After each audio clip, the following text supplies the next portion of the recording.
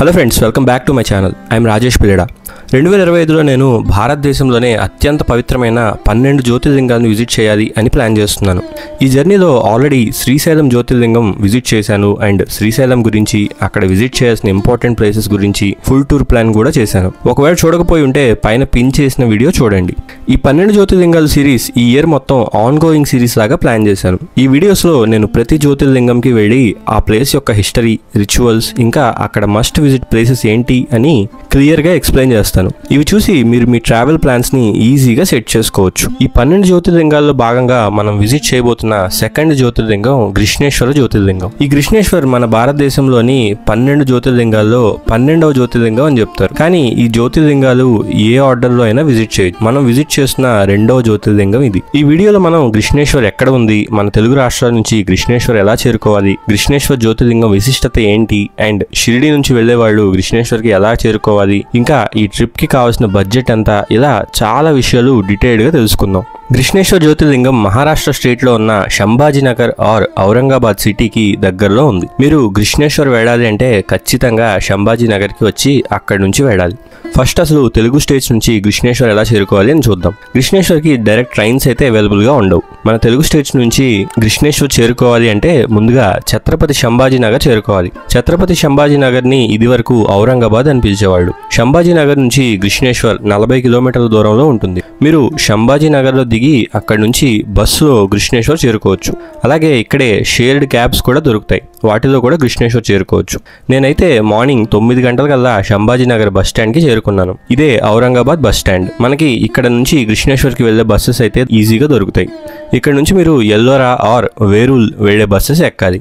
Main bus stand లోనే కాకుండా బయట సిటీ బస్సెస్ లో కూడా కృష్ణేశ్వర్ చేరుకోవచ్చు. ఈ సిటీ బస్ స్టాండ్ కూడా మన మెయిన్ బస్ స్టాండ్ కి బయట వైపు ఉంటుంది. ఈ బస్ టికెట్ వచ్చి 49 రూపాయలు ఛార్జ్ చేశారు. ఈ బస్సులో కృష్ణేశ్వర్ చేరుకోవడానికి నాకు 1.5 గంట టైం పట్టింది. ఒకవేళ మీరు షిరిడి నుంచి కృష్ణేశ్వర్ వెళ్ళాలి అనుకుంటే ఎలా వెళ్ళాలి అని కూడా చెప్తాను, వినండి. షిరిడి నుంచి కృష్ణేశ్వర్ వెళ్ళడానికి చాలా టూరిస్ట్ బస్సెస్ అయితే అవైలబుల్గా ఉంటాయి. వీళ్ళు షిరిడి నుంచి కృష్ణేశ్వర్ దర్శనం చేయించి అలాగే అక్కడే దగ్గరలో ఉన్న ఎల్లోరా కేవ్స్ కూడా చూపించి మళ్ళీ ఈవినింగ్ కల్లా షిరిడిలో డ్రాప్ చేస్తారు.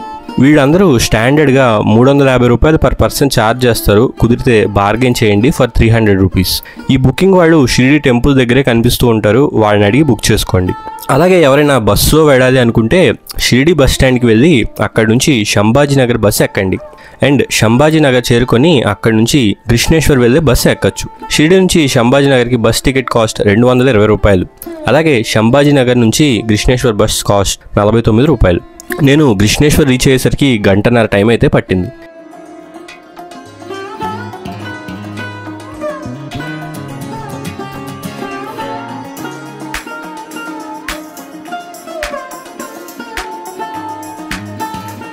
ఈ బస్ అయితే కృష్ణేశ్వర్ టెంపుల్ దగ్గర కూడా ఆగుతుంది, బట్ మనం కండక్టర్కి ముందే చెప్పి ఉంచాలి.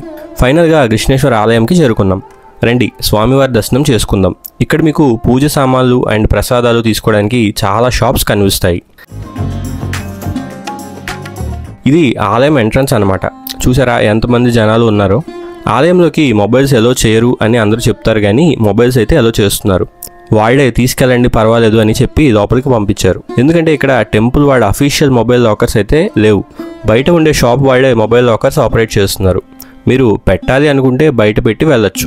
చెప్పులు మాత్రం బయట ఎక్కడైనా వదిలేసి వెళ్ళండి. లేదు ఎవరైనా షాప్ వాడి దగ్గర పువ్వులు కొంటే వాడు చెప్పులు ఇంకా మీ లగేజ్ కూడా ఉంచుతారు. అండ్ పువ్వులు ఇంకా పూజ సామాన్లు వాళ్ళ దగ్గరే కొనాలి. నేనైతే 50 రూపాయలు ఇచ్చి పూజ సామాన్లు కొని నా బ్యాగ్ ఇంకా నా చెప్పులు ఈ షాప్ దగ్గరే పెట్టేశాను. అండ్ నా ఫోన్ మాత్రం లోపలికి తీసుకెళ్ళాను. ఇక్కడ ఇంకో విషయం ఏంటంటే మధ్యాహ్నం 12 గంటల నుంచి 1 గంట వరకు స్వామివారికి అలంకారం అండ్ హారతి ఉంటాయి. ఈ టైంలో దర్శనం ఎలో చేయరు. లైన్లో ఉన్నవాళ్ళు హారతి అయ్యేదాకా వెయిట్ చేసి ఆ తర్వాత దర్శనం చేసుకోవాలి. నేను క్యూలో ఉన్నప్పుడు హారతి జరగడం వల్ల నాకైతే నియర్లీ 2.5 hours టైం పట్టింది దర్శనం కంప్లీట్ అవ్వడానికి. కానీ అసలు టైమే తెలియలేదు. అండ్ ఈ హారతి టైంలో అడ్వాంటేజ్ ఏంటంటే హారతి కంప్లీట్ అయ్యాక స్వామివారి స్పర్శ దర్శనం ఎలా చేస్తారు. ఇక్కడ ఇంకో విషయం ఏంటంటే స్వామివారిని తాకి దర్శనం చేసుకోవాలి అంటే లోపలికి వెళ్ళే మగవాళ్ళందరూ పైన షర్ట్ అండ్ బనియన్ తీసేసి లోపలికి వెళ్ళాలి. ఇక్కడ మీరు దర్శనం చేసుకునేటప్పుడు కొందరు సైడ్ నుంచి తీసుకెళ్తారు, కొంత మనీ ఛార్జ్ చేసి. వాళ్ళు 200 నుంచి 300 రూపీస్ ఛార్జ్ చేస్తారు. లైన్ లో సైడ్ నుంచి తీసుకెళ్లి దర్శనం చేయించి తీసుకొస్తారు. ఫైనల్ గా స్వామివారి దర్శనం అయితే కంప్లీట్ అయింది అండ్ బాగా జరిగింది. ఇక్కడ టెంపుల్ కి కొంచెం రెనోవేషన్స్ చేస్తున్నారు చూడండి. కృష్ణేశ్వర్ వెళ్ళిన వాళ్ళు ఖచ్చితంగా శివాలయ కుండిని కూడా దర్శనం చేసుకోండి. ఈ కోనేరు కృష్ణేశ్వర్ జ్యోతిర్లింగం నుంచి 300 మీటర్ల దూరంలో ఉంటుంది. కృష్ణేశ్వర్ జ్యోతిర్లింగం యొక్క స్థల పురాణం కూడా ఈ శివాలయ తీర్థంతోనే మొదలవుతుంది. పూర్వకాలంలో ఇక్కడ సుధర్ముడు అనే శివభక్తుడు ఉండేవాడు. అతని భార్య పేరు సుదేహ. అయితే వారికి సంతానం లేకపోవడంతో సుధర్ముడు సుదేహ చెప్పడం వల్ల సుదేహకి చెల్లి అయిన గూష్మని పెళ్లి చేసుకుంటాడు. ఆ తర్వాత వారికి సంతానం కలుగుతుంది. మొదట అంతా బానే ఉన్న అందరూ సుధర్ముడు మరియు గూష్మని పొగడడంతో సుదేహకి కోపం వస్తుంది. గూష్మ కూడా చాలా పెద్ద శివభక్తురాలు. ఆమె ఇక్కడే శివాలయ తీర్థంకి వచ్చి రోజు శివునికి పూజ చేస్తూ ఉండేది. అయితే గూష్మ యొక్క అక్క గూష్మ మీద కోపంతో ఇక్కడికి వచ్చి గూష్మ యొక్క కొడుకుని శివాలయ తీర్థంలో పడేస్తుంది. అయితే దీంతో గూష్మ శివుడిని ప్రార్థిస్తుంది. ఆ తర్వాత రోజు వచ్చి చూసేసరికి ఆమె కొడుకు ఈ సరస్సులోంచి బయటికి తిరిగి వస్తాడు. దీంతో గూష్మ చాలా ఆనందంగా ఫీల్ అవుతుంది. కానీ శివుడు మాత్రం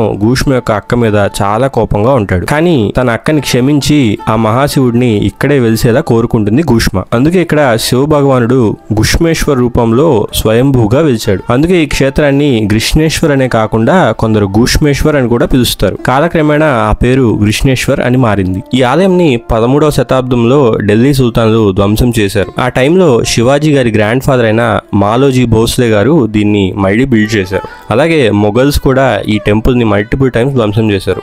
కానీ మొఘల్ సామ్రాజ్యం పతనం అయిన తర్వాత ఈ టెంపుల్ ని అహల్యాబాయి హోల్కర్ గారు మళ్ళీ నిర్మించారు. ఇక్కడ ఒక 3 కిలోమీటర్స్ దూరంలో ఎల్లోరా కేవ్స్ కూడా ఉంటాయి. ఆటోస్ లేదా బస్సెస్ లో ఇక్కడికి చేరుకోవచ్చు. ఈ ఎల్లోరా కేవ్స్ ఎంట్రన్స్ టికెట్ వచ్చేసి 40 రూపాయలు పర్ పర్సన్. ఎల్లోరా కేవ్స్ వెళ్ళడానికి ఆటోలో ఒక 10 రూపీస్ ఇస్తే తీసుకెళ్తారు. ఈ ఎల్లోరా కేవ్స్ ని చూడడానికి దేశ విదేశాల నుంచి చాలా మంది టూరిస్ట్స్ వస్తూ ఉంటారు. అండ్ యునెస్కో దీన్ని వరల్డ్ హెరిటేజ్ సైట్ గా కూడా డిక్లేర్ చేసింది. ఈ గుహలు ఎలా తవ్వారు అనేది ఇప్పటికీ చాలా మందికి ఆశ్చర్యం కలిగిస్తుంది. ఇక్కడ దగ్గర 100కి పైగా గుహలు ఉన్నాయి అని చెప్తారు. కానీ 34 గుహలు మాత్రం విజిటర్స్ కి ఓపెన్ గా ఉన్నాయి. ఇక్కడ ఇంకో విషయం ఏంటంటే ఇక్కడ ఉండే కైలాస టెంపుల్ వరల్డ్ లోనే లార్జెస్ట్ టెంపుల్. అది కూడా సింగిల్ రాక్ తో నిర్మించిన టెంపుల్. ఈ టెంపుల్ ని కొండ లోపలికి చెక్కి నిర్మించారు. అలాగే జనరల్ గా టెంపుల్స్ ని కింద నుంచి స్టార్ట్ చేసి పైకి నిర్మిస్తారు. కానీ ఈ కైలాస టెంపుల్ ని మాత్రం పైనుంచి స్టార్ట్ చేసి కిందకి చెక్కుకుంటూ నిర్మించారు అని చెప్తారు.